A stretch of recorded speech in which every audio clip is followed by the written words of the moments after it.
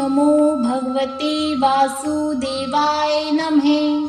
तो आप सभी का स्वागत है मेरे YouTube चैनल पर। आज हम जानेंगे कार्तिक मास महात्म्य के 11वें अध्याय के बारे में। इससे पिछले अध्याय में हमने जाना कि किस तरह भगवान शिव के तेज से जलंधर की उत्पत्ति हुई और किस तरह ब्रह्मा जी ने जलंधर की भविष्यवाणी की थी। जलंधर का वृंदा के संग विवाह और शुक्राचार्य द्वारा जलंधर का राज्याभिषेक हमने पिछले अध्याय में जाना था। तो आज के अध्याय में हम जानेंगे कि शुक्राचार्य द्वारा जलंधर को समुद्र मंथन की कहानी सुनाई गई और राहु के सिर कटने के बारे में बताया गया और जिसे सुनकर जलंधर ने देवताओं पर इस तरह आक्रमण किया। तो आइए अब हम शुरू करते हैं 11वां अध्याय। एक समय जब समुद्र का पुत्र जलंधर अपनी स्त्री वृंदा के सहित असुरों से सम्मानित हो सभा में बैठा था, तभी गुरु शुक्राचार्य वहां पहुंचे, जिनके तेज से सब दिशाएं प्रकाशित हो गईं। अब गुरुजी को आता देखकर असुरों सहित सागर पुत्र ने उठकर बड़े आदर से उन्हें प्रणाम किया। तेजस्वी गुरु ने जब सबको आशीर्वाद दिया, फिर उनको एक दिव्य आसन पर बैठाकर सब दैत्य भी यथा स्थान पर बैठ गए और सागर पुत्र ने नम्रता से यह प्रश्न किया कि हे गुरुजी, राहु का सिर किसने काटा था? आप हमें यह बतलाइए। इस पर श्री शुक्राचार्य जी ने विरोचन पुत्र हिरण्यकशिपु और उसके धर्मात्मा पौत्र का परिचय देकर देवताओं और असुरों द्वारा समुद्र मंथन की संक्षेप में सब कथा कहकर यह बतलाया कि समुद्र से जब अमृत निकला तो अपना देवरूप बनाकर राहु भी पीने बैठ गया। इस पर इंद्र के पक्षपाती भगवान विष्णु ने राहु का सिर काट डाला। यह सुनने के साथ ही जलंधर के नेत्र लाल हो गए। उसे बड़ा क्रोध आया।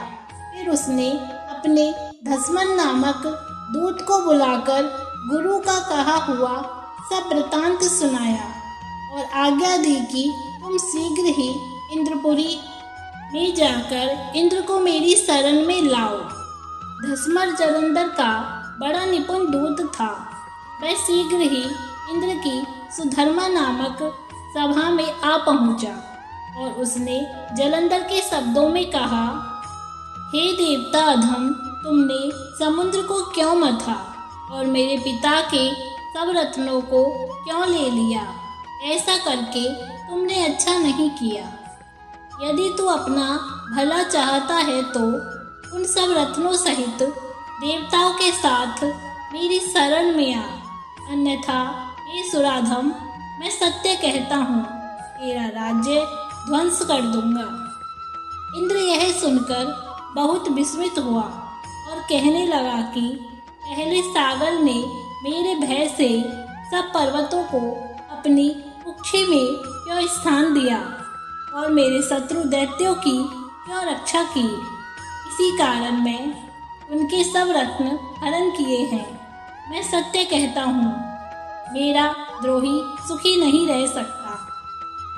इंद्र की बात सुनकर वह दूत शीघ्र ही जलंधर के पास आया और सब बातें उसे कह सुनाई, जिन्हें सुनते ही वह दैत्य क्रोध के मारे अपने होठों को काटने लगा और देवताओं की जीतने के लिए उसने उद्योग आरंभ किया। फिर तो सब दिशाओं तथा पाताल से करोड़ों दैत्य उसके पास पहुंच गए। शुंभ निशुंभ सेनापतियों को साथ लेकर जलंधर इंद्र से युद्ध करने लगा।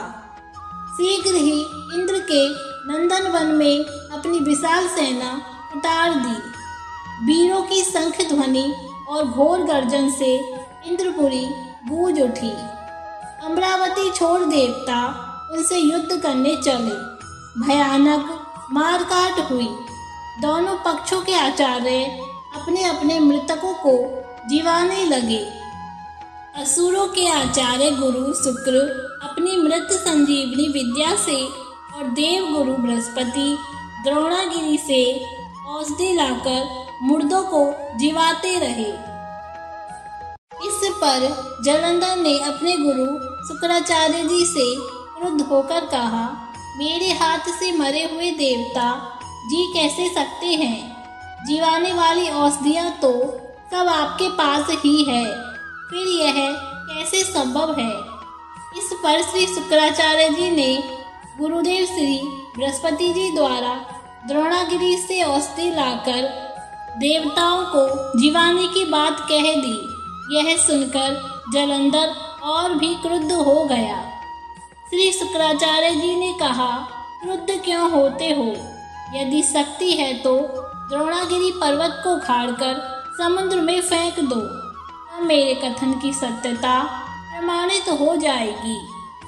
इस पर जालंधर क्रुद्ध होकर शीघ्र ही द्रोणागिरी पर्वत के पास जा पहुंचा और अपनी भुजाओं द्वारा उसे उखाड़कर समुद्र में फेंक दिया।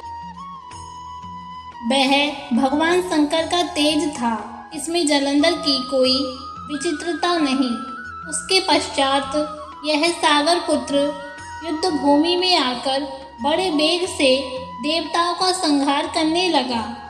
जब गुरु बृहस्पति औषधि लेने के लिए द्रोणागिरी पर्वत पर पहुंचे तो द्रोणागिरी की जगह वहां पर उसने सूना मैदान देखा। तब वह भयभीत होकर देवताओं के पास आए और कहा कि युद्ध बंद कर दो, तुम लोग अब जालंधर को नहीं जीत सकोगे।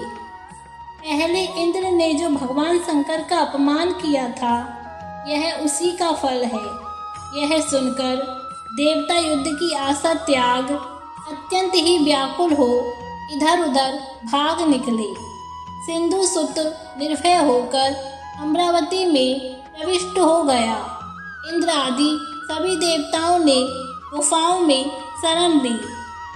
तो इस तरह कार्तिक मास का 11वां अध्याय समाप्त हुआ। श्रीमन नारायण नारायण हरि हरि, श्रीमन नारायण नारायण हरि हरि। तो आप सभी को ये कथा कैसी लगी कमेंट्स में जय श्री कृष्णा राधे राधे लिखना नहीं भूलना। आप सभी को हार्दिक धन्यवाद।